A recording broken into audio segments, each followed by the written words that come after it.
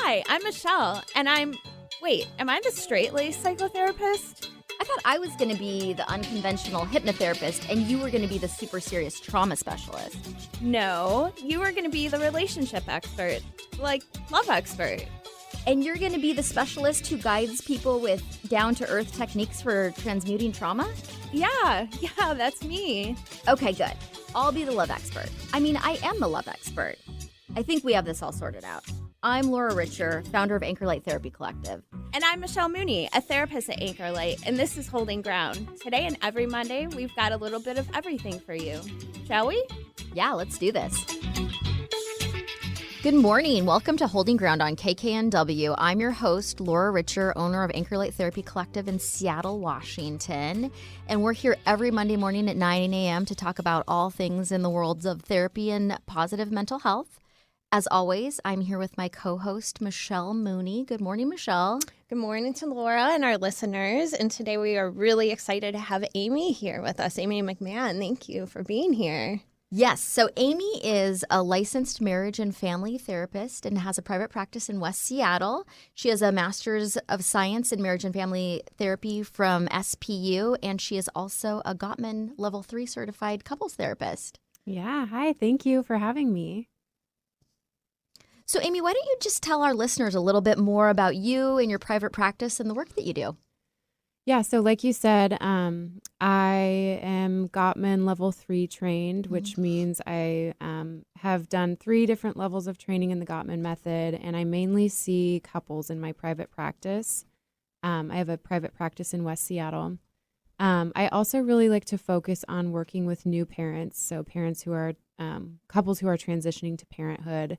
Couples with young kids can be really a trying time in a relationship. Mm-hmm. So that's sort of my, I guess, niche at this point in where I am in life. And I also work for the Gottman Institute on a part-time basis. So I help run some of the workshops that they do, the Art and Science of Love workshops.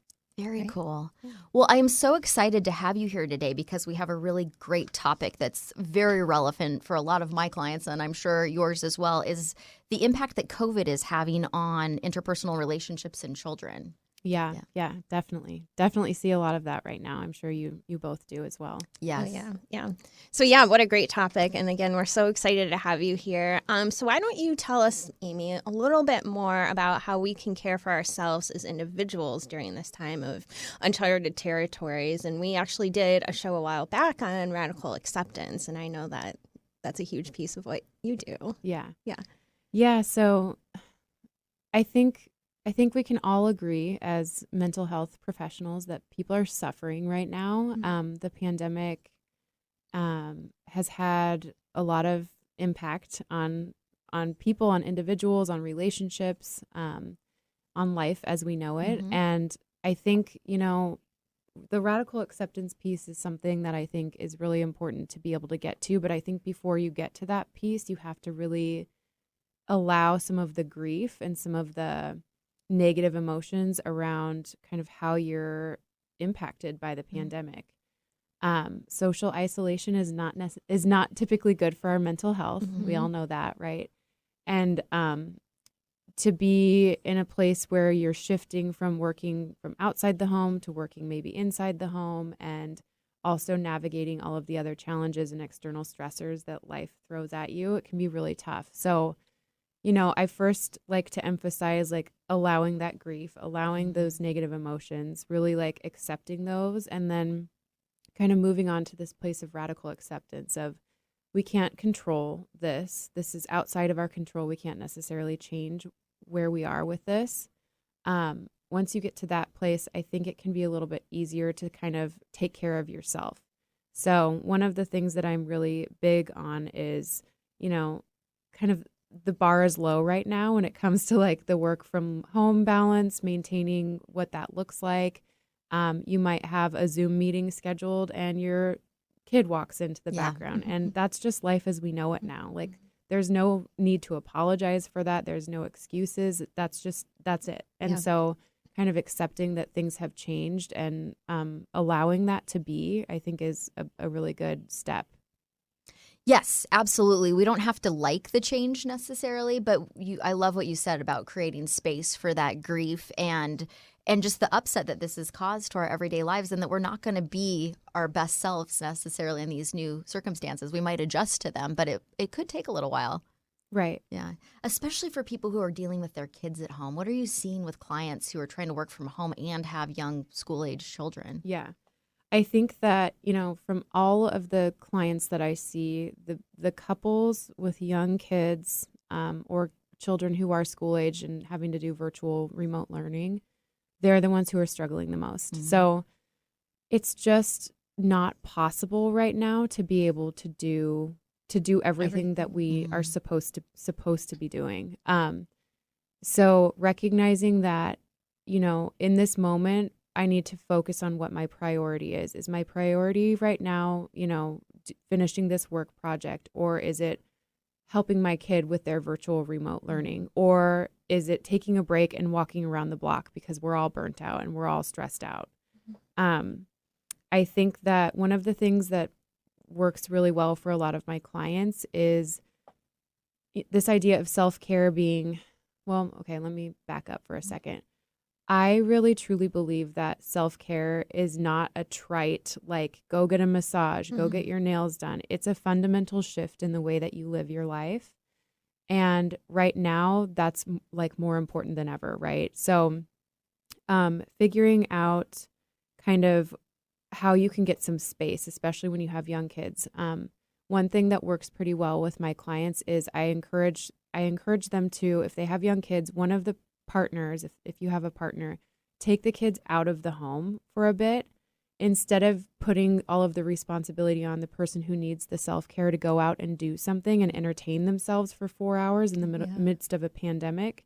It can be really nice for the partner or for someone else to take the children outside of the home so that you can actually have some space inside your home to do whatever it is that feels like it needs to be done. That sounds very relaxing. Yeah. Yes. Yeah. I actually have a good friend, her and her husband, even before the pandemic, they would do 4-hour blocks of time. So on Saturday, he would, be responsible for the kids for 4 hours, not just 1 hour, because that's not long enough, but 4 hours. And he would either take the kids out or, she would stay inside the house or she would go somewhere. But it was like, whatever you want to do with this 4 hours, you're not responsible for the kids or for, Your partner talking with me, right? And vice versa. So they would switch off. And I think that one thing that can be the most healing, I guess, is really to have that space inside your own home when your kids are not in the home. I think that can feel a lot different than having the responsibility of finding something to do outside the home, especially in a pandemic. Yeah, like you said, you're driving around finding things to do, Yeah. and it might be more relaxing just to lay on your couch. Oh, totally. And, It's so much more relaxing to lay on your couch and the door is shut. It's quiet. Just to listen to the quiet in your house. It's nice. Yeah. Right. You talk a lot, Amy, about rituals that are really important. So you were kind of touching on that already. So give us an example of a ritual maybe individuals or couples that are using right now. Yeah. Rituals, I think, I'm trying to think of like more self-care. Pause for a sec. Yeah. So as far as rituals, I think that making sure you're getting outside, making sure that you're having some form of exercise, whether that be like an intense workout or like a walk outside with your kids, like that I think can be really important. One of the things that we were doing, my family specifically, in the beginning of the pandemic was trying to write down some of the things that you're grateful for. So around the dinner table, we would say, here's 5 things I'm grateful for. And I love that. Those things were not necessarily like, I'm grateful for a roof over my head, but it was like, I'm grateful that my daughter took a long nap today, or I'm grateful that I got to go outside the house and get dressed. I'm, small things that you're really trying to focus on. And my 4-year-old got like really into that. He'd be like, are we going to do grateful tonight? We haven't done it in a while. We should probably start again. But yeah, things like that. And there's research that shows that like being really overt about what you're grateful for can make you feel more grateful. So Yeah. I think that's a cool Getting one. dressed at the beginning of the pandemic, I think I wore sweats like every Yeah, day for the yeah. first 2 months. Saved Yeah. so much money on makeup Yeah. and hairbrushes. And Yeah. yeah.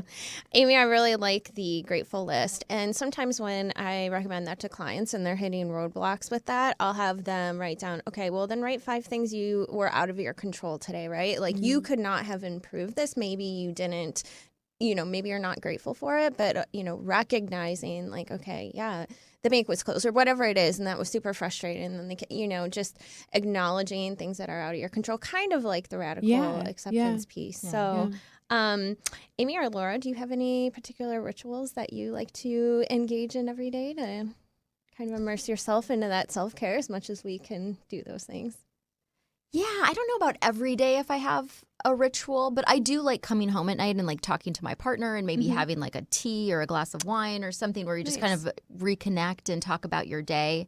And I think sometimes when we think about connecting with our partners, or at least with my couples that I work with, sometimes it feels like it needs to be a big event. Yes. And it really doesn't need to be. You could even just, maybe if you go to bed before your partner, have them tuck you in at night and just talk for 10 or 15 minutes about what happened during the day. But I think especially for people who have small children, that can be really challenging, but so important, even if you're taking like 10 or 15 minutes just to check in with each other. Yeah. Yeah.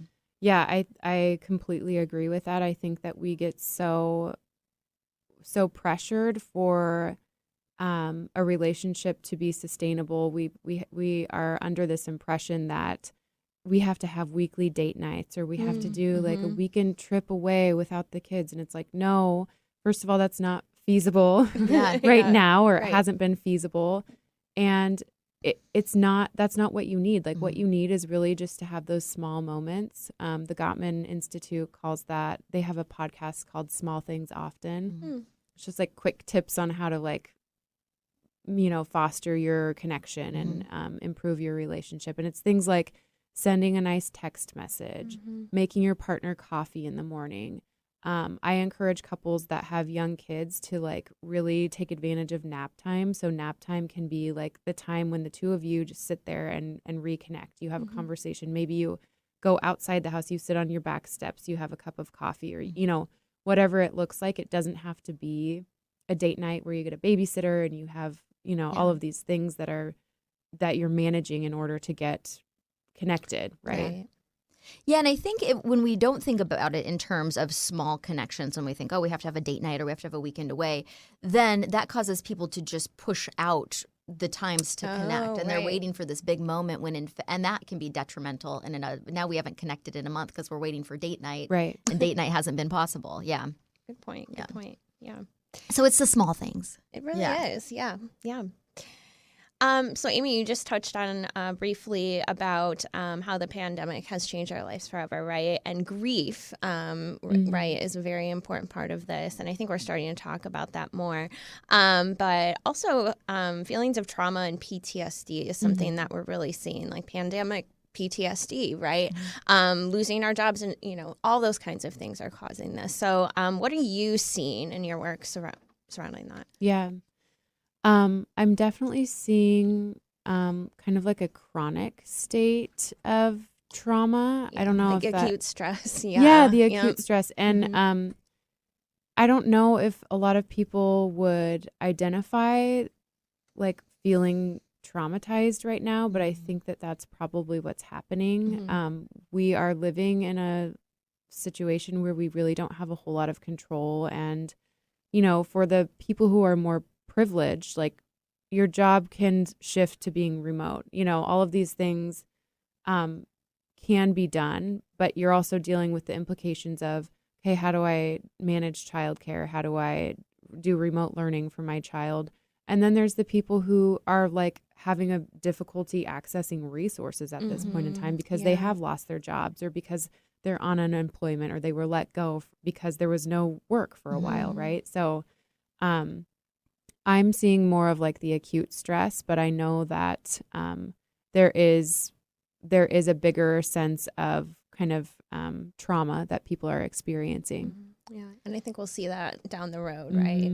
Looking back on this, And I think that's important to identify, and we've talked about this many times on this show, but when this is your day-to-day that you're living in, sometimes you don't realize the effect that it's having on you until maybe something, culminates and there's some sort of mental health crisis might be a little bit of an exaggeration, but to where it becomes really overwhelming. So I think just acknowledging the stress that's being put on us is really important. Mm-hmm. And that, like you said earlier, we're not going to, in air quotes, it's not going to be the highest standard of what we expect, the normal or what we're supposed to do. Right. Yeah. Yeah. All right, you guys. Well, I love this topic. Let's take a quick break. And when we come back, we're going to be speaking with Amy some more on COVID and how it's impacting our lives, especially for couples that have young children. Amy, tell our listeners if they want to get in touch with you, where can they find you? Yeah. So you can find me on my website. It's amymtherapy.com. And then I'm also on Instagram and Facebook. If you just search for Amy McMahan Therapy, you should find me. Great. Thank you. You are listening to Holding Ground on KKNW 1150 AM, and we will be right back. Welcome back to Holding Ground. I'm here with the founder of Anchor Light Therapy Collective, Laura Richer, and today we're joined by our special guest, Amy McMahan from Amy McMahan Therapy, and you also work for the Gottman Institute a little bit. Mm-hmm. So you're here today to talk to us about the effects of the pandemic on both individual and interpersonal levels. So, yeah. So, Amy, we're so glad to have you to talk about this really relevant topic. What are some things that you're seeing with your clients right now? What are some specific challenges that are coming up? Yeah. So one of the things that tends to pop up pretty perpetually is this idea of having intentional time with one another. So a lot of my couples have shifted from, working in an office to working from home and doing remote learning or remote work, and also potentially doing remote learning with their children now. But there's this idea that because we're spending all of our time together during the day, we don't need to, spend more time together after that. Mm-hmm. We don't need to be, creating more time or quality time together because we're already together all day. I think we all know that working from home alongside your partner is a little bit different than having really intentional quality time with your partner. Mm-hmm. So yeah, one of the things that I really encourage my couples to do is recognize you have the ability to be here with your partner. You can schedule a lunchtime, you can schedule a lunch date together. It doesn't mean you have to leave the house, but it means, hey, at this time, there's a hard stop. I'm finished with this meeting at this time, and this is going to be our lunch break. It's only 30 minutes or an hour or however long it is, but that means you get to be intentional about sitting down together, looking at one another, putting your phone away, putting your computer away, and actually just connecting like that, talking through, oh, this is what's going on at work today, or here's what I'm nervous about, or here's what I'm worried about, or I had a really stressful meeting, here's what happened. You can also, I have one couple that has decided they're going to try and do afternoon dog walks together. So when their kids are out of the house and they're at home just doing, virtual work from home, I've been encouraging them to really work towards finding some time to be intentional. So putting your phone away, leaving it at home, taking the dog for a walk. Doesn't have to be long again, right? We're aiming low here. It does not have to be 20 minutes 15 to to just 20 have minutes. some good time Yes. together. Mm-hmm.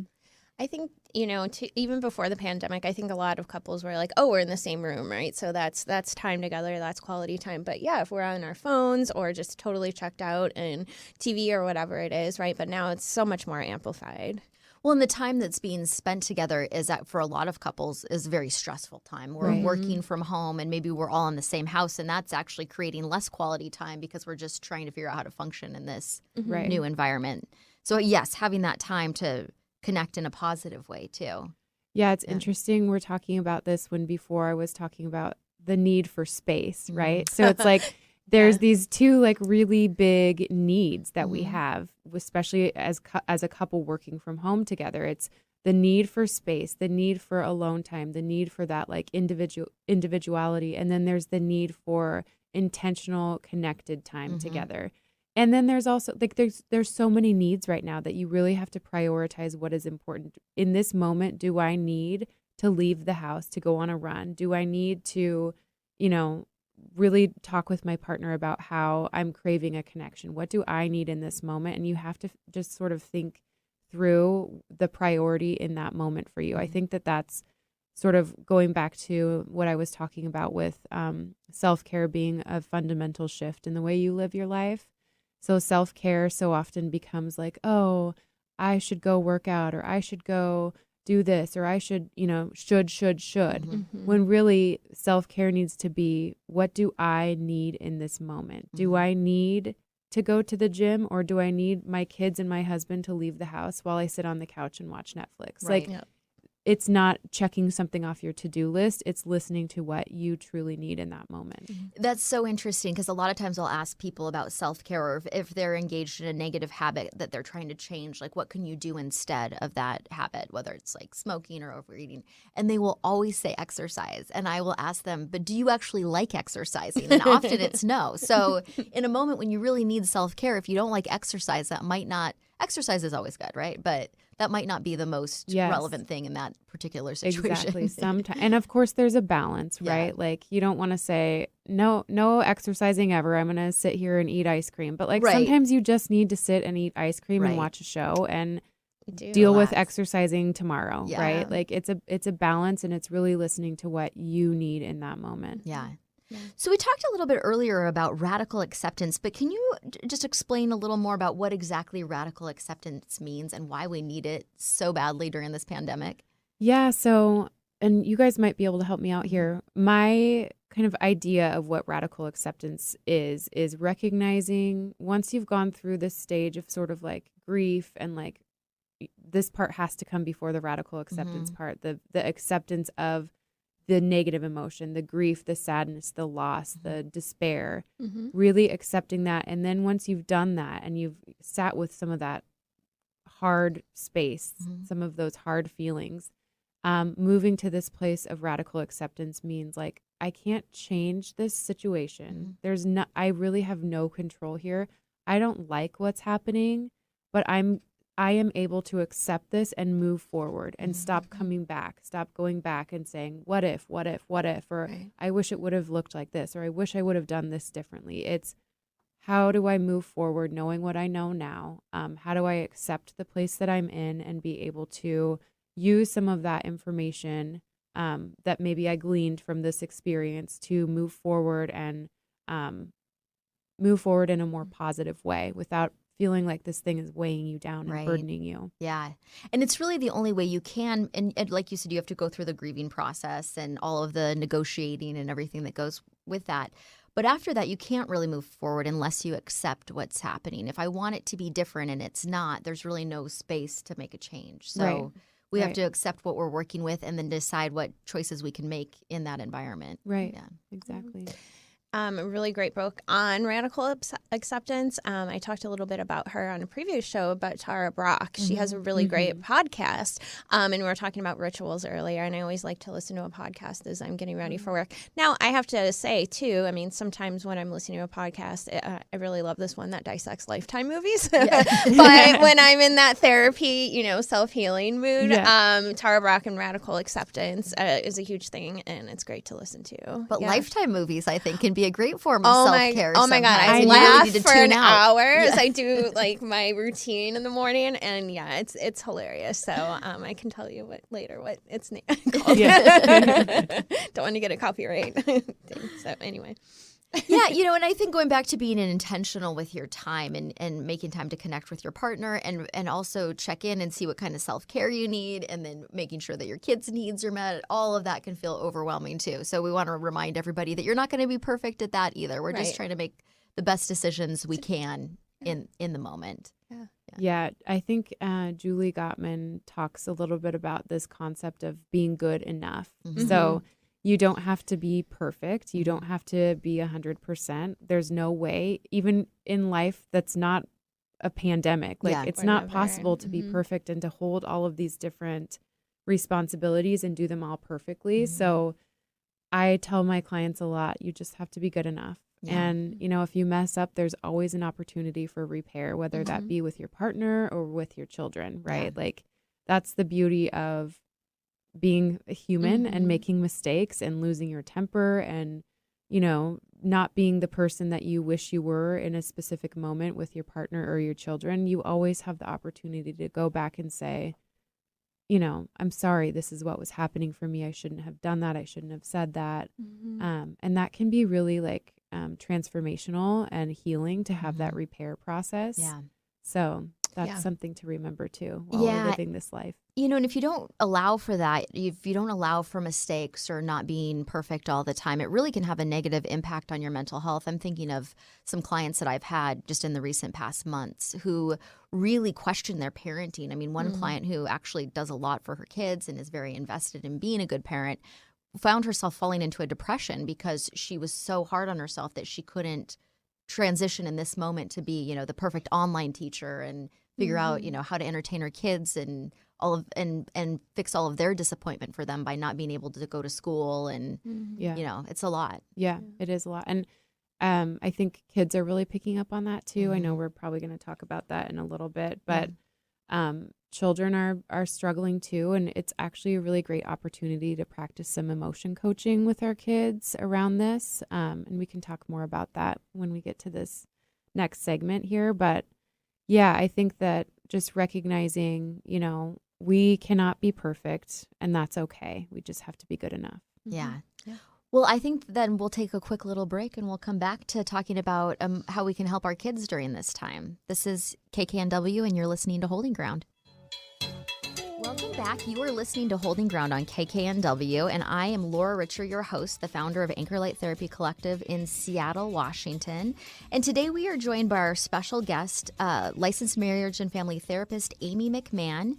And we're talking about how to care for yourself and your partner and your family during this pandemic. Yes. Lots of things to care about. So yes, a lot of things to juggle. So Amy, can you just tell our listeners who want to get in touch with you where they can find you? Yes, you can find me on my website, which is amymtherapy.com. And then you can also find me on Instagram and Facebook if you type in Amy McMahan Therapy. Fantastic. And Amy is primarily a couples therapist in West Seattle, and she's trained in the Gottman method.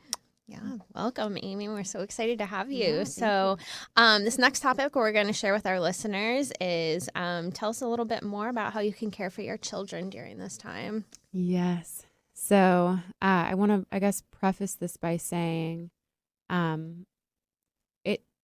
it's not just the adults who are struggling right now. Kids, whether they can language it or not, whether they can verbalize it or not, they are struggling as well. I have a client who told me, she told me that when her child was having their first day of virtual school, the teacher asked them, like, how do you feel about being here? And they said, sad. And I think that that's just like something we really need to remember, right? Is like, our kids have this idea of like what it's going to be like to go to kindergarten, to go to, first grade, second grade, third grade.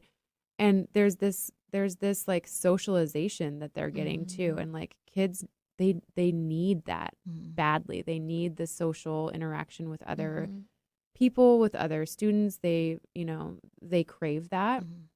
And they're not able to get that, at least right now here in Seattle, for a lot of school districts. So I think that just recognizing that kids are having a hard time as well, even if it's hard, to have to play this role of like being a teacher for your children when you thought like I have a few clients who were like, kindergarten was going to be like my time to like be me for, for the first time in years since I've had children. Right. Like this was going to be my freedom. And now it's the complete opposite. It's more work. It's more work. It's me being stuck here at home, being a teacher and like not being able to do play dates and just, it's rough. Yeah. And kids are feeling that too. So, and maybe not even totally understanding what's happening too. I have two nephews that are 6 and 4, and just watching them go through this and not understand, why can't we go to McDonald's and play on the toys? And why can't we go see our friends? And also listening to them talk about the virus. And I wonder what they're understanding that to be, because it's obviously a concept that they don't totally get, but yet they know it's something to be afraid of. 100%.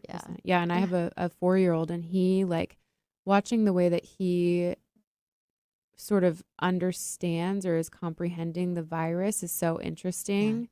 He's sort of just accepted, no, we can't do this and he'll say because of the sickness, and I'll say because of the sickness, and he's like, when is the sickness going to go away? Good question. You tell us. I mean, it's rough, and I've got, friends who have kids who we're starting kindergarten this year, and they're like, okay, now when I thought I was going to have this time to be me, I'm a teacher, a homeschool teacher to a 5-year-old who does not have the capacity to sit here in front of a screen for this long, right? Yeah. I mean, they do when it's when Daniel it's a game, Tiger or something else, but not when it's like virtual learning. Yeah. Something I'm really interested in is over time, right? How much is this going to shape our children, right? They're the generation of COVID. We hear about that term going around now, and the long-lasting effects of that, right? This is their normal growing up with the sickness, right? And we talked a little bit about younger kids, but I have a much younger sister who is actually still in high school, and school opened again. It was great. She got to see her friends, of course, with social distancing. She's out of state, so that's why her school's open again, but then 3 kids within her school community got COVID, so everything shut back down, back to virtual learning, and she was just devastated. I finally got to see my friends again because school closed last year, early spring, right? And now we're cutting that off again. And then I have friends who have kids in around that same age, and they're doing, social distancing, homecoming in each other's basements, and just all these really milestone moments that kids are, missing, so to speak. And then how parents are recreating that the best they can for their children and their friend group. It's really a spectrum of, how this is affecting our children. Yeah, and I think that this is where the concept of emotion coaching can be really helpful. So emotion coaching is this concept of kind of accepting and allowing an emotion. So let's say your child is super upset or doesn't want to go to school for whatever reason because they don't have the shoes that they want, right? Or their shoes are too dirty. Obviously, I'm thinking of my own. I was going to say, I'm thinking of myself. Their shoes are in the wash and they're still wet and they can't wear the shoes that they want to wear to school. So instead of saying, well, let's take this back maybe to be a more COVID relevant example. So let's say the example is, I'm really sad. I want to be able to go to school. I want to go back to my old school. Well, that old school was shut down because of COVID, and now they're transferring you to this other school, and it's a whole thing. And so instead of saying, it's okay, all your friends will be at your new school too. They all moved to this new location as well. It's, that's really sad. I feel sad about it too, right? It's sad that your old school is closed down. It's sad that we can't go back there and you can't play on that playground. I feel sad too, right? Instead of, it's okay, it's going to be fine. All of your friends and teachers are here at this other place. It's sitting with this hard, sad emotion and really allowing it. And so maybe for a teenager, maybe someone who's a senior in high school, it's, this sucks that you don't get to have your senior year in high school that, you thought you would have, right? It's really sad, and I feel sad about it too. Sometimes I feel disappointed as well that we can't see you live out your senior year in a normal in the way that we all had it, right? Yeah. Again, when it comes to kind of being with our children and taking care of them through this time, I think that so often we're pressured as parents to have these moments with our kids that are based on the things that they want to do, and that can actually feel even harder for us as parents. And also kids pick up on the fact that maybe my mom doesn't love playing cars with me or whatever. So being able to engage in an activity with your child that's something that you actually enjoy doing. So once virtual learning is over, once you actually have that time at the end of the day, being really intentional about kind of shutting down the work stuff, the school stuff, and having some time just with you and your children, or you and your child, or you and your partner, or all of you, and making that time something that you all want to do, I think is important. We live in such a child-focused culture that so often we're okay, I'm going to do whatever my kid wants to do because this is, it's all about them. But it's also can be much more enjoyable for everyone, including your child, if you're doing an activity that everyone likes to do. Because the energy that you're bringing to the situation, if you're oh God, we got to play cars or whatever you don't want to play is not going to be the same if you really are genuinely, because that's what they want, is to be able to engage with you. Right. Yeah. And kids are pretty, especially at a younger age, all they really want is to hang out with you. And so if you want to go do something, you want to go on a walk or you want to go to the park or whatever, they can usually pick up on that and they're going to enjoy, they're going to pick up on your energy. Right. Yeah. Absolutely. I think, myself, even as a kid, bringing my Barbies to my dad, right? And let's play. And you can tell. And I remember these things oh, Dad doesn't really want to do this. But it's Dad, brush your hair with me. Why not? So, that energy and that sticks with you. And maybe Dad would have really taking you to ride your bike outside or to go to a soccer field and kick a ball around, right? And not Barbie. Yeah. And that's okay. He can play Barbies with you sometimes, but you're going to pick up on his energy if you're recognizing oh, this is something he really wants to do too. He's having fun. He's happy. Right? I want to see that smile. Yeah, from my parents. Yep. So, Amy, have you worked with couples who have had children during this pandemic that they're bringing babies home during this time? Let's see. I don't know if I definitely have people who are in the process of they're going through pregnancy right now. I'm not sure if I've had someone who's actually had a child during the pandemic, but I know people who have, and I know it's crazy. It's so different. Even just the prenatal experience of going to doctor's office visits and not being able to bring your partner with you and sort of feeling a little bit alone in that. Not having baby showers, not being able to celebrate it in the same way. I had a client who was talking about how she really thought it was strange, but she felt she's very successful in her career and very connected to her coworkers. And that when somebody has a baby, that they always do a big baby shower. And that she felt this really strong sense of loss that she wasn't going to get to have that experience. Yeah, definitely. Yeah, and people are doing drive-by baby showers and birthday parties and stuff. And I think, we're talking about this as though we're still in the very beginning of the pandemic. Things have loosened up a little bit, right? We do have the opportunity now to get together outside and mask and, make sure that you're still maintaining some sense of social distancing. But it's still different. Yeah. It's still different. And the challenge of, becoming a parent to begin with outside of living in a pandemic is hard enough. And so, one of the things that's super important for new parents is having this support system, right? Who can come do my laundry while I take, or hold the baby while I take a nap? Who can come and do all of these things? Well, that's a lot harder to do right now. And so I think couples with new babies or very young children are struggling because of that, the lack of support system and the lack of community that you actually get to experience right now is a struggle.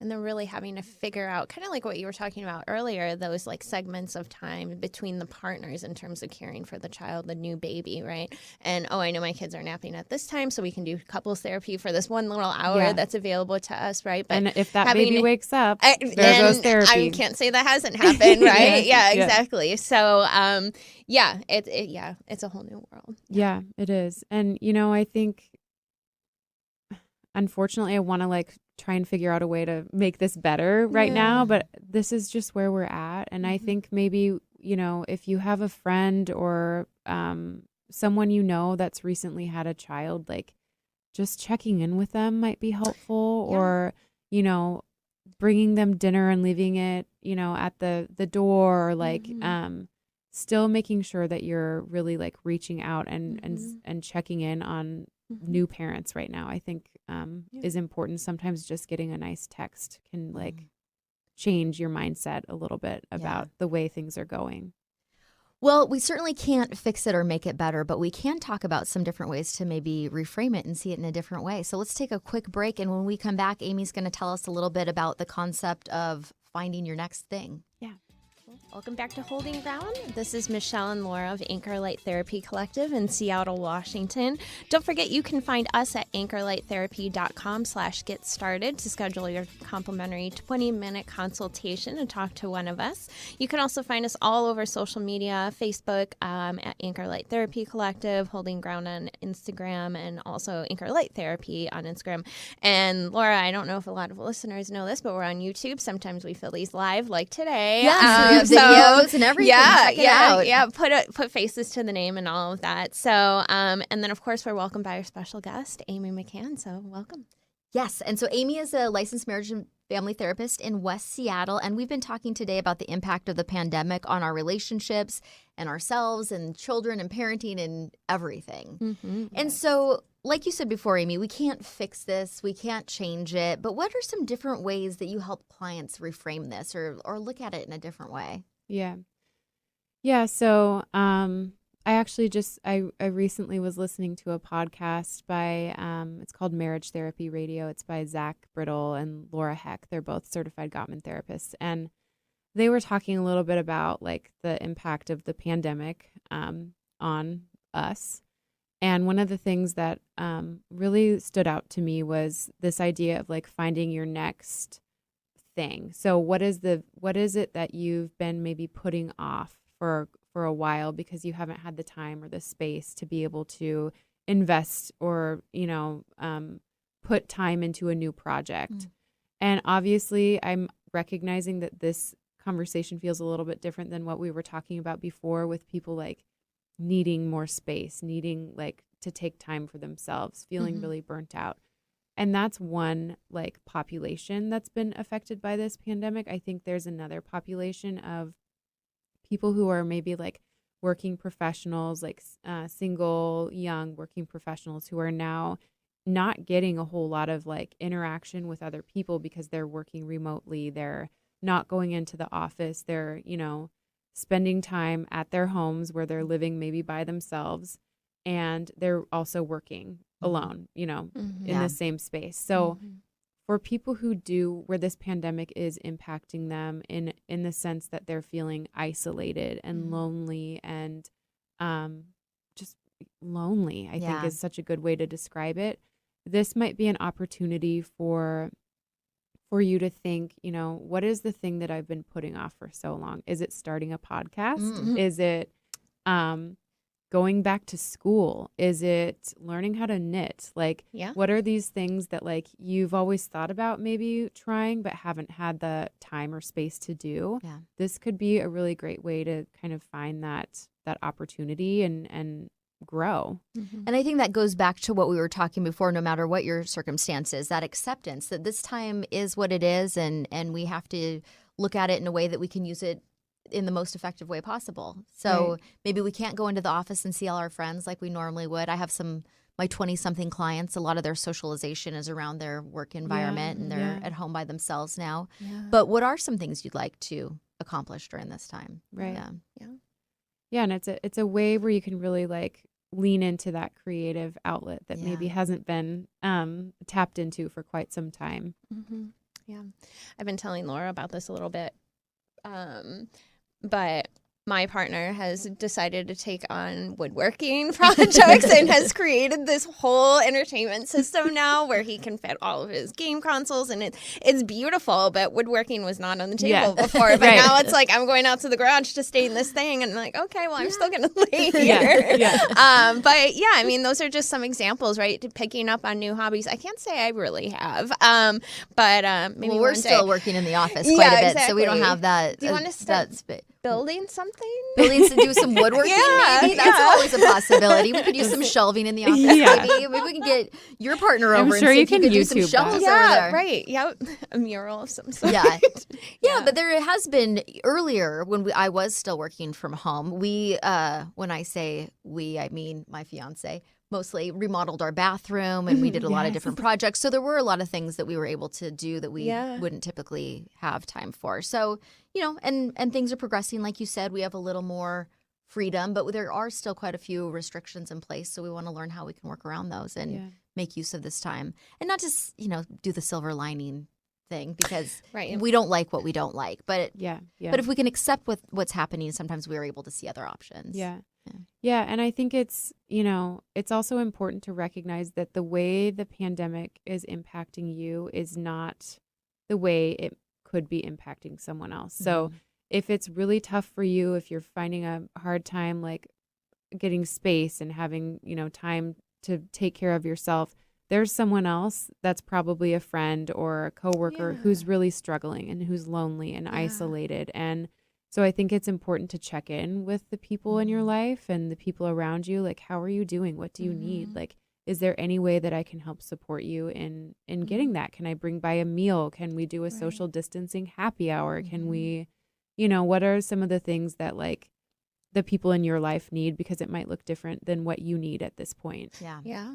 Kind of like friend love languages in kind Yeah. of a way, right? And I think, even before, again, the pandemic happened, we always say, like, reach out to your friends who even seem like they really have it together. So even the friends who are, yes, I'm doing the online schooling and I'm cooking every day and the meal planning, right? Still check in with those friends too, right? Let's be there for each other. Yeah. And another, I think, important piece of that is people are handling this in different ways. Some people are really strict and they're, maybe not leaving their houses very much. Other people are a little bit more lenient, and that's causing some conflict in relationships. And so just being respectful of, my needs might be different than yours. All right. Well, that about wraps us up for this episode. Thank you so much, Amy McMahan, for joining us today on this episode about COVID, how to care for ourselves, our intimate relationships, and also our children. Very important topics. And would you like to remind our listeners where they can find you? Yeah. So you can find me on my website at amymtherapy.com, or you can find me on Instagram and Facebook. It's Amy McMahan Therapy. Thank you so much for joining us, Amy. And don't forget, if you want to find myself, Laura Richer, or Michelle, we're at anchorlighttherapy.com. And thank you for listening to this episode of Holding Ground on KKNW. We'll see you next Monday morning at 9 a.m. Thanks for tuning in to Holding Ground. You can find us here every Monday morning at 9 a.m. I'm Laura Richer, owner of Anchor Light Therapy Collective. And I'm Michelle Mooney, a therapist at Anchor Light Therapy Collective. Find us online at anchorlighttherapy.com. We'll see you next week.